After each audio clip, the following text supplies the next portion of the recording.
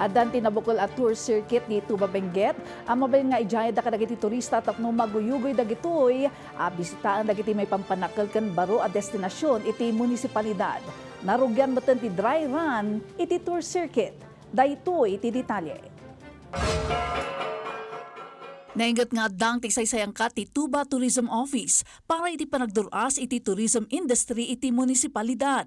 Sigun kini Tuba Tourism Head Annabel sa Ingan Degawan, dahiti katapno magununda iti sirmata ti munisipalidad mabigbigbig kas highways of discoveries.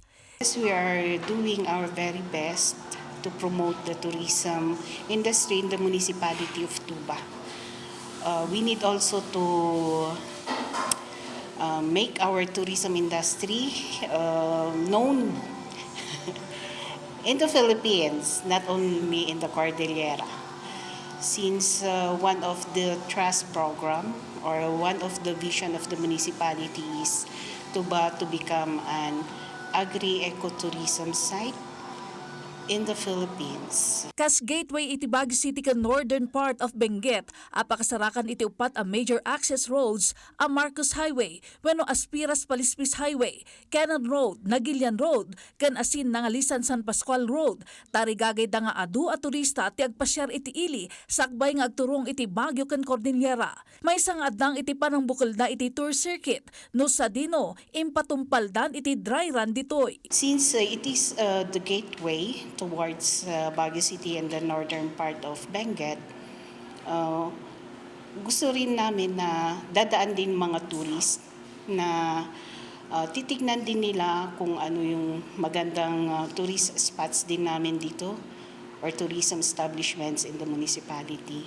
That's why yung activity namin ngayon is a dry run for a tour circuit na pwede namin i-develop para ma-promote din ang tourism industry ng municipality.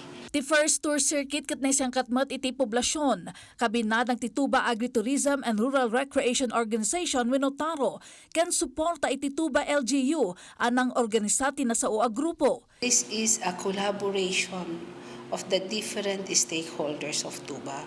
Hindi lang yung mga farmer, pero pwede yung mga processors din, yung mga supporters, especially yung mga environmentalists at yung mga kakalikasan.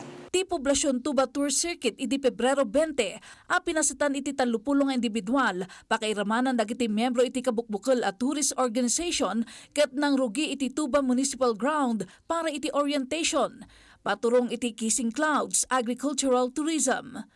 Community walk aging ka Majestic Badiwan Hanging Bridge kan waterfalls, Gregorian Grill House kan Carmen's Nature Garden. I'm very much happy na natapos na rin yung dry run ng tour circuit dito sa poblasyon Tuba, Benguet. The next would be to make a tour packages from the dry run that we had.